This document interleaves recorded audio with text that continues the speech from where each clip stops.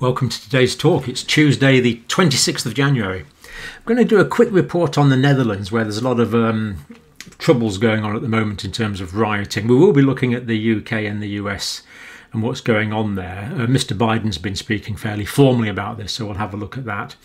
And people have been asking me a lot about false negative tests, so I'm going to take a look at that as well. Should we be worried about false negative tests? And then finally, Raphael is going to give us a really fascinating report from Brazil. So if you don't have time to watch the full video, do skip on to about 7 or 8 minutes before the end and watch Raphael's report. It really is quite illuminating. Now, starting off with the Netherlands, as we mentioned. Now, popular news reports, several of them, curfew riots. There's actually riots. Now, these are the worst riots in the Netherlands for 40 years. I must say, I don't really associate the Netherlands with riots. You think it as being a peaceable country. These are predominantly young men, teenagers and early 20s responsible for this rioting that's going on at the moment. Bars and restaurants have been closed since October. Schools and non-essential shops since December. So there's a lot of lockdown in the Netherlands already, and as a result cases are going down, as you would expect, and cases are actually reasonably low at the moment. So what is all the fuss about? Well, the point is they're worried about the new variant, and we saw from the Danish authorities a few days ago that this new variant could quadruple the number of cases by March. So this is clearly what the Netherlands authorities are concerned about. National Institute for Health, RIVM, warns another new variant-powered wave is probably on the way. So the Netherlands authorities clearly are aware of this risk, and we have looked at this risk quite a lot in the past. Now, we don't want that one yet. The risk is illustrated by the UK, the terrible time we've had in the UK, and also Filipa from Portugal, where the new variant is absolutely taking off, tells us, so hopefully the people in the Netherlands can learn from Filipa's experience in Portugal. The situation in Portugal is horrible.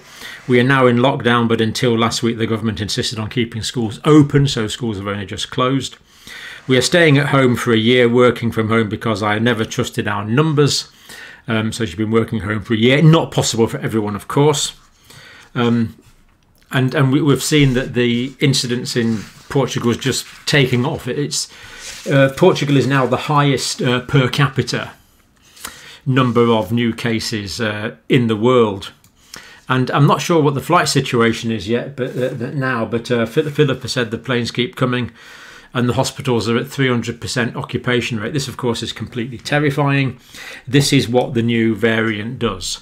This is why it's so important. So I wish the people in the Netherlands understood this and stopped rioting on the streets. It's just completely unacceptable. Now, always give you lots of links for your perusal. There's enough to keep you amused for quite a few hours there, that's for sure. Keep you well informed about what's going on. I post all these in the comments, of course, because we always have to be based on some external evidence, otherwise we're just making things up. Now, some of those links here. UK situation's looking good. The lockdown measures are working. This is the COVID symptom tracker app. So symptomatic cases in the UK down to just over 30,000 in the past 24 hours. Still see Wales and London as being fairly high incidence areas with new cases. So these are new cases, these are the incidents. This is the prevalence, this is the number of people with it. And it is coming down, but I mean, it's still well over 500,000 people with the virus at the moment. In fact, by the time you account for asymptomatics, this is like 600,000. So although the trends are good, we're coming down from a very, very high plateau. So we're not there yet, not by any means at all. Other official data from the UK here. Maybe if we start off with cases, let's see if the cases are confirmed. The reduction in cases is confirmed by the official data, and we see it is. They're clearly going down quite substantially. So that's good to see that that's working. Now, hospitalisations are just about turning a corner, but again, at a critically high level. So there's some direction down there in new hospitalisations, but this is still appallingly high numbers.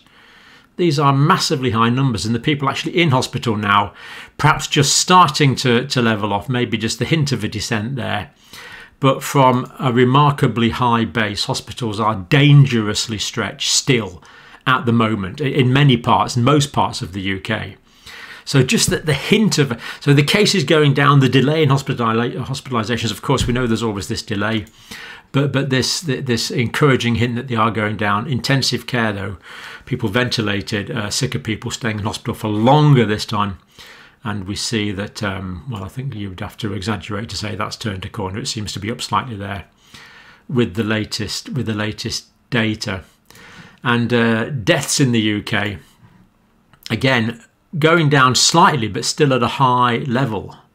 So deaths within 28 days of a positive test by date of death. But by death within 28 days of positive test by date reported.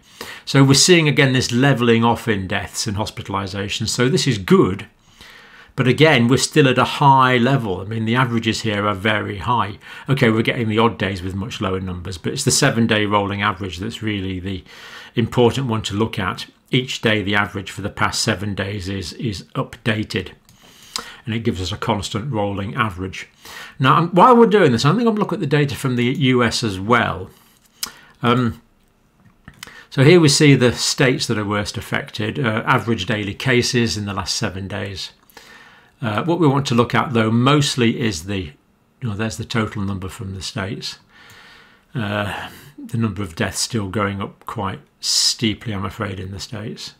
Total number of cases are confirmed by diagnosis. And if we look at the trends, well, we do see this reducing trend in the United States. Now, I've had a lot of emails from the States. People are uncomfortable, saying that they think this is based on a lot of false negative testing, and that this decline in cases is not real because there's a lot of people who have actually got the condition who aren't being coming forward on the testing. Well, I actually don't think that is significantly the case, and I will be giving some evidence for that assertion. But let's carry on looking at the states first. Brazilian variant is in the States. Minnesota resident, apparently recent travel history to Brazil, tested positive. Let's hope that's an isolated case.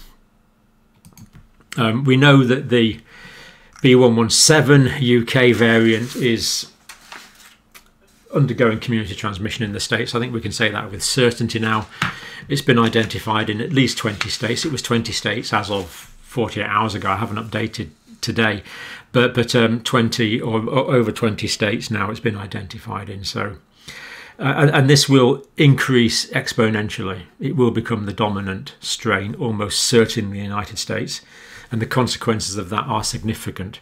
But Dr. Fauci is even more concerned about the South Africa variant. We have concerns about the mutation that's in South Africa. So that was the first case in Minnesota in the United States. It's clearly different and more ominous than the one in the UK. Ominous, not a good term. So the UK variant will be a problem in the States, and the South Africa variant could be. But of course, the flights from South Africa have now been stopped, apart from returning US nationals, who could still be an issue. Why on earth we didn't stop these flights a year? You know, if we'd stop, what date is it now? It's the 26th now. So if we started talking about this, it's a year ago now, you and me started talking about this. And if the flights had been stopped now, as they have then, as they have been now, we would have probably have never had this pandemic. The irony of this pandemic is really quite grating. Anyway, we are where we are at. Counterfactual history won't help us. Mr. President Biden, 1.5 million doses of vaccine per day he's hoping to get up to. Impressive. Direct quote, I think with the grace of God we'll be able to get to 1.5 million a day. Direct quote from the President. Now it's close to 1 million. In fact, some days it's over 1 million in the States. I think it was about 4 days out of the last 8 it was over 1 million. So the States is ramping up. Now, again, we did predict this on this channel because we know that when, it's not hard, we know that when the United States gets going and gets momentum, it can really get things done. It can produce enough machinery to win the Second World War. It can get men on the moon. When it puts its mind to it, it does it. And I believe it is putting its mind to this, and this is going to carry on getting better and better in the States. But there's still an awful lot of people to get through. So anyway, Mr. Biden confident of 1.5 million per day, now getting close to 1 million. So the average is a bit under 1 million at the moment. Mr. Biden again, by spring, everyone who wants a vaccine should be able to get one. And of course, everyone watching this channel, like me, has either had the vaccine. No, well, not like me. I haven't had the vaccine. I'm desperate to get it. Or wants it, otherwise you wouldn't be watching this channel. And of course, we need to make sure that everyone is going along with that message. And so far, the demand for the vaccine is high. These surveys that are showing that quite high proportions aren't going to take the vaccine, I think that's going to change. I'm not overly worried about that at the moment. That's why I haven't done any videos on that. Now, there is data in the peer-reviewed published literature at the moment on vaccine hesitancy, as it's called. But I've deliberately chosen not to highlight it at the moment. I've deliberately not reported on such papers, because I really think as more and more people get vaccinated and the confidence increases, I think that problem is going to diminish dramatically. So talking about data at the moment for vaccine hesitancy, when we still can't get enough vaccines for those of us that are desperate to get it, is not a problem at the moment. And I don't think it's going to be a big problem. If it becomes a problem, I will address it then. But at the moment, I don't think there's too much point fussing about it at the moment. It's going to be a logistical challenge that exceeds anything we've ever tried in this country. But I think we can do that. I agree with the President. I feel confident that by summer we're going to be well on our way to heading towards herd immunity. Interesting choice of words. I feel good about where we're going. I think we can get it done. I agree. Now, where's herd immunity going to kick in? With the old variant, probably about 70%. But the problem is, I am optimistic about the US vaccination program, but I wouldn't say, I am pessimistic. I'm concerned about the new variant. So this would put the required number of people who either have to have had the disease or have been vaccinated up to 80%. Achievable. But I believe that's what herd immunity is going to take. 80% of the population of the US, or indeed any country, to have had the disease or to be vaccinated to get to herd immunity. And of course, if it was 90%, 95% vaccinated, so much the better. So there's a fair way to go there, really. But it's accelerating. That's the good thing. It's accelerating. We will be talking about this into the summer, so this is not going to be gone away by summertime, but it's going to be a lot better. Mr. Biden, direct quotes again. If it's in italics, it's a direct quote. We're still going to be dealing with this issue in the early fall. Yeah, that's true. There'll be a residual by the early autumn. And death toll could reach 600,000 or even 660,000. Now, that is true. And these figures, though, are extrapolations of the current figure. But they're basically based on the current variant.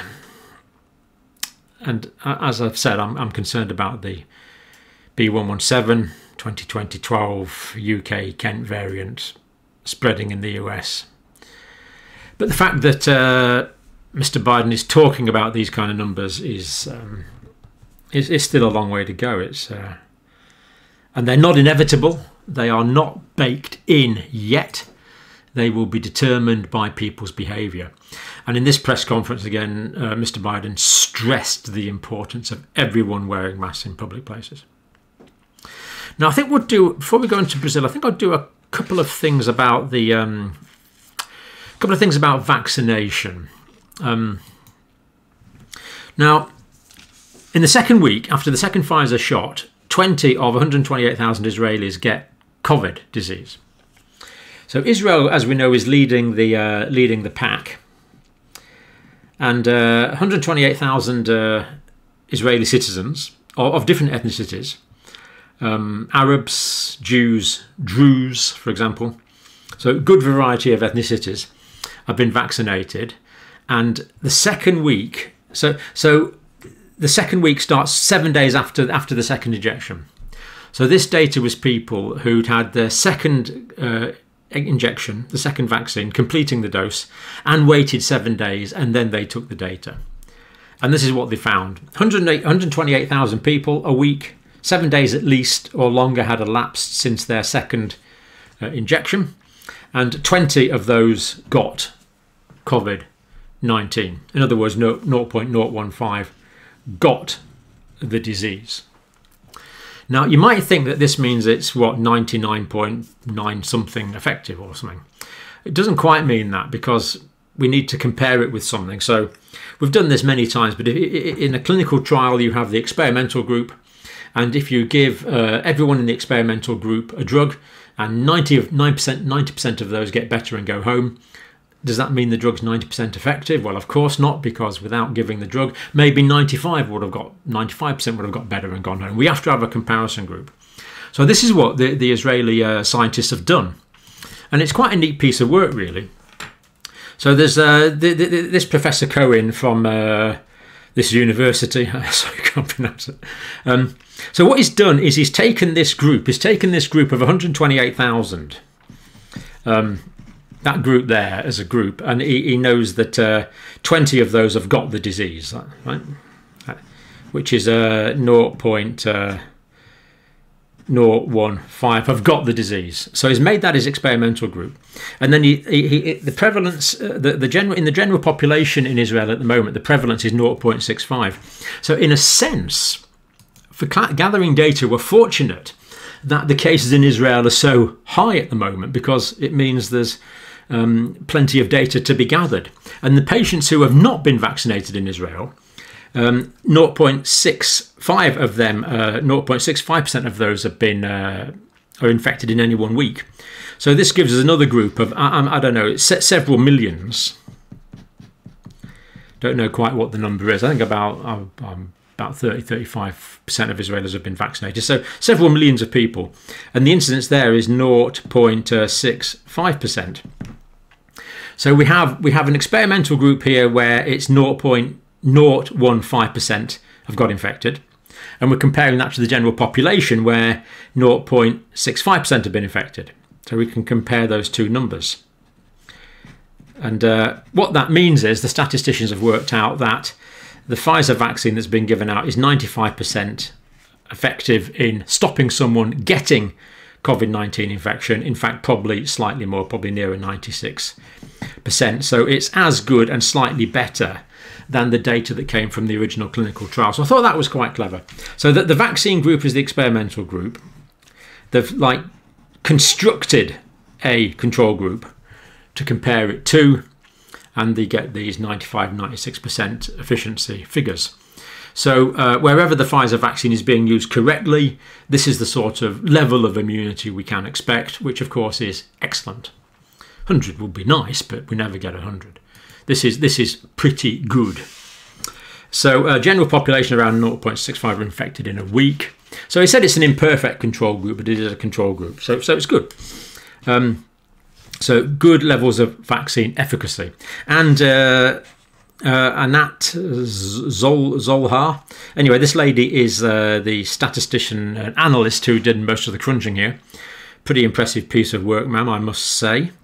None of the 20 hospitalised or suffering, none of the 20 were hospitalised. So of this 20 here who got COVID infection after they finished the course of vaccine, of that 20, none were hospitalised. None were hospitalised.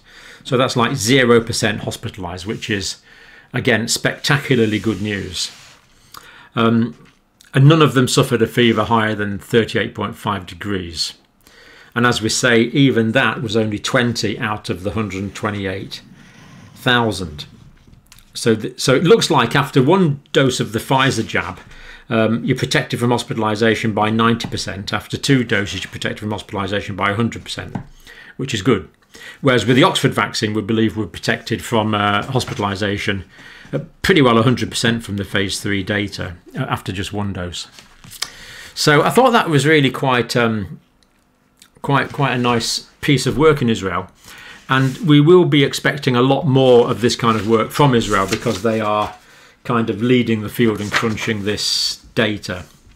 Now, EU Health Commissioner, Pfizer has reduced their supplies by 61% to the European Union bloc. This is simply a disaster. The vaccination programme in Europe is going badly due to supply issues. It's not good. The numbers are poor. So only 31 million instead of well over 60 million, I think, that were being expected, 66 million or something. 61% reduction in what Pfizer can currently supply. They are not happy about it. This new schedule is not acceptable to the European Union.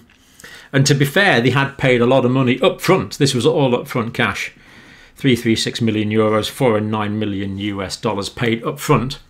And now they are not getting the vaccines that they were on the time they were essentially promised them, and they'd paid for them, but they're not getting them on time. So they are not happy, and I can understand why they're not happy. EU move requiring drug makers to pre-register all vaccine exports. Now, the UK Pfizer vaccines are coming from the same plant in Belgium that a lot of the European ones are, and as far as we know, the UK is still getting its deliveries. And I think there's some other countries where it's exporting to as well. So the European Union mainland bloc are not happy that the Pfizer vaccine is being produced in Belgium, European country, of course, EU country, but their supply is down 61%, and other countries like the UK and I can't remember, is it Bahrain? And anyway, some other countries are getting their supplies. No, I don't think it's Bahrain. I'm not sure. Other countries are getting supplies, and they're not happy. And basically, serious disagreements are breaking out there.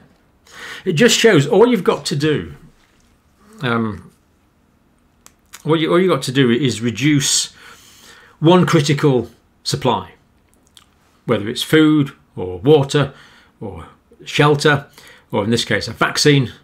And if you've got different groupings of people competing for that, then you get discord. That's all you have to do. And this is what we're seeing. We're seeing this. And we've seen European countries break away because they're so dissatisfied. Hungary we looked at yesterday, importing vaccines from, was it the Russian vaccine they're importing, I think? Anyway, right on the doorsteps of Europe, we have another country, Serbia. Serbia is in the process of applying for European membership at the moment, EU membership. It's not a member just now. In fact, it's been applying since about 2012. It hasn't got in yet. Population is 7 million. They've just secured 1 million doses of the inactivated 2-dose vaccine from the Chinese authorities, Sinopharm. This is a fairly basic vaccine. It's just dead viral particles injected, and they act as an antigen, which is the way we've made vaccines for 100 years or more. So that's fine. That's what this is. They've got 1 million doses. It's reported in late stage trials to be just under 80% effective. So here's the other countries it's being exported to. So this Chinese vaccine is going to China, of course, Bahrain, Brazil, Peru, getting the Chinese vaccine. Now, this is just on the very doorstep of Europe, and of course, those of you who are political will not be able to ignore the implications of China supplying this country with vaccine. But given they weren't supplied vaccine by the European bloc, it's understandable. There you go. Now, I was going to talk about false negatives now. I've gone on a bit longer. I always seem to go on a bit longer than I plan. But we will talk about this another time. Basically, people have been very worried about false negative tests in the United States. And it is true that the new variants can lead to false negatives. But the bottom line of this is I'm not particularly worried about it at the moment. So we'll come back to that. I'll schedule some time for that tomorrow because I think it's quite important to look at. But basically, I don't think the numbers in America are massively or significantly artificially lowered by false negative tests is what what I would contend. Now I'm going to try and go on to Raphael now and his report from Brazil. So let's hope the technology works. Hello, Dr. Campbell. Hello, everybody who was watching. So Brazil, doing a brief recap of what we did. I live in a city called Belo Horizonte. It's 3 million people, around 3 million people, and 6 million in the metropolitan area. It's the third biggest in Brazil, and was the first one big city to add some distancing measures and a partial lockdown in the beginning, in mid-March, and worked pretty well. We did have just some 800 cases in the peak. In the first wave, we had 93% of occupation of ICUs, and it was growing steadily and then start to decline. Then now it was going up again, and we are again in a partial lockdown. Although it was never a full lockdown, some people say here that Brazil never did close everything, not did open everything, so we are in the middle of those things. And personally, to me, I had COVID when I went to the south of Brazil to work, and I had like in the end of October. I have no idea where I got it, and I started to feel worse in like 5 or 6 days after the symptoms arrived. It was sore throat and coughing and a mild, a low temperature of fever, but I took nothing to fever because I knew it was a good thing, and I went to do a PCR test with when I lost my smell, and that was positive with a CT value of 21 or 22. I know it's a low number, which means a high load of virus, but specifically in the 6th day was expected to be high, the CT value, or low but high load. And to the 8th day I got worse. In the 8th to the 9th day it was the worst days, and in the 11th day I got better, and I specifically had an N95 mask just in case I had the COVID, and I use it in this period to prevent anyone from getting sick from me. And now the situation is very bad in Manaus, as you already reported, but looks like it's getting a little better with lower cases, but still people dying from 2 or 3 or 4 weeks ago of infection.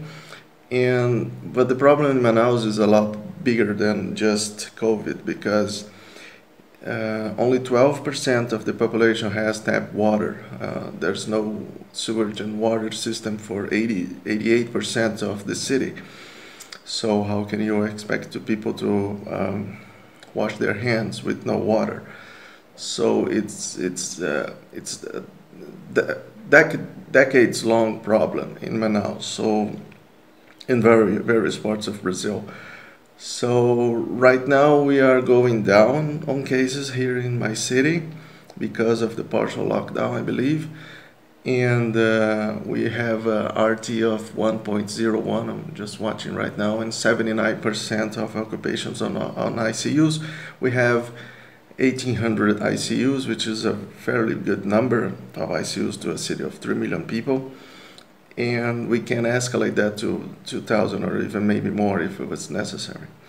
So I believe that's the situation. About the new variant, people are saying lots of things about the new variants, but the specific main reason of concern if it would be more transmissible, but we don't have a very good surveillance of genomic surveillance, and so we don't know if this variant is more transmissible because of specific results of the places where they are, when it happened, the people were around, found infectors and things like that, or if it was specifically a better, more transmissive strain. So we don't have that data yet. They speculate that it's not the case.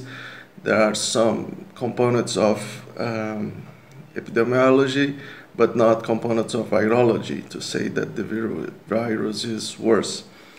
Very few cases of reinfection as well. So I believe that's not the case. I still talk to my physician, and he says that probably I'm still safe, fairly safe, not 100%. And I feel nothing after I got better with COVID. Just I found out when I went to see a doctor about kidney stones that I usually have, and he did an ultrasound, and I found that my spleen got a little bigger, which is a common thing for viral infection. So I believe it's not anything called long COVID or something like that, but it is something that you can see because there's no symptoms with a bigger spleen. So that's the only thing I know that I can say that I can still carry COVID because of that, but that's normal. So, well, thank you. I hope this is not too long.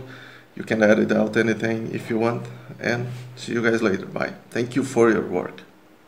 Well, thanks for that, Raphael. That was a excellent report, very to the point, very lucid, totally intelligible, and also, I must say, excellent English. So thank you for that. Glad to see that as a healthy adult, you decided not to take antipyretics. You weren't taking paracetamol, acetaminophen, ibuprofen to bring your temperature down. That allowed your immune system to be optimized. And I believe that would probably help your recovery, because you said you were bad enough on days 8 and 9, which is after the acute viral phase of the illness. So had you not taken the antipyretics, or sorry, had you taken antipyretics to bring your temperature down, you may have felt even worse by that stage. So that's good. And you had a high viral load, so you were actually quite poorly. So I'm delighted that you've made such a good recovery. And of course, you took very, very responsible measures to avoid contagion. Glad the situation's getting better where you are. Manaus, we know things are bad, appalling conditions there in the Amazon. Many things we don't know because of the poor genomics. We believe that the reinfection though remains unlikely, and I'm glad you made a full recovery. And of course the spleen is a very immunological organ, so it's not surprising that you might get this temporary splenomegaly, this enlargement of the spleen for a period of time. And let's hope that that also goes down and makes a full recovery. Having said that, if you are recovering from such a serious illness as you had, I mean, yours was a while ago now, it was back in October, but, you know, a period of rest and convalescence, of course, after any illness is always a good idea. So thank you, Raphael. Really appreciate that. Excellent report. I am leaving a link to my email.